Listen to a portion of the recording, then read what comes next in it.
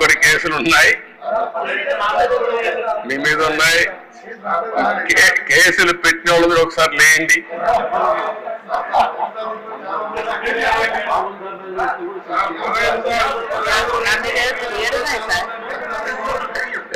చూసారా దేశ 7 కేసులు ఉన్నాయి. అంటే రాజకీయ పోరాటం చేసిన వాళ్ళందరిపైన కేసులు పెట్టారు.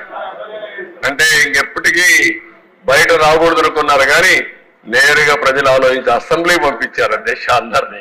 మెజారిటీ మీరు చూశారు. ఆనాటి పాలనలో మనందరూ బాధితులే అసెంబ్లీ నుండి అందరూ. Thank you.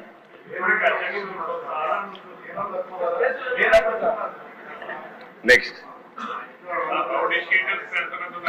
మీ ఇంట్లో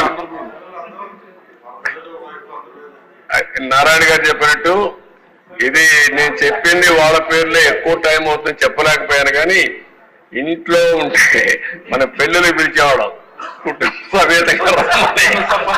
ఇప్పుడు కుటుంబ పరివారం అందరిపైన కేసులు పెట్టారు. సపరివారపై అందరి మీద ఒకరిద్దరు కాకుండా అందరిపైన కేసులు.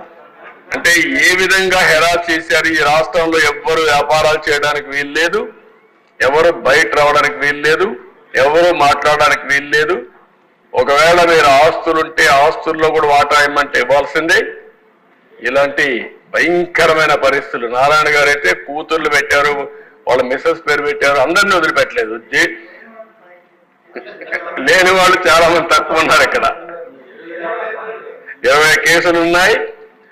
అల్లుణ్ణి, కూతుర్ని, భార్యని అందరినీ సిబిసిఐడి తీసుకొచ్చి ఎక్కడికక్కడ ఎంక్వైరీ మీద ఎంక్వైరీ ఎన్ని చేయాలని చేసే పరిస్థితికి వచ్చారు.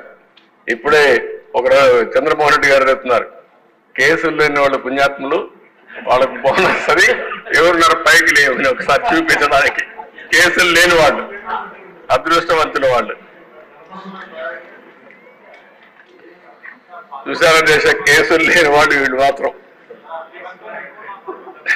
మెజారిటీ బాధితులు. Okay, thank you.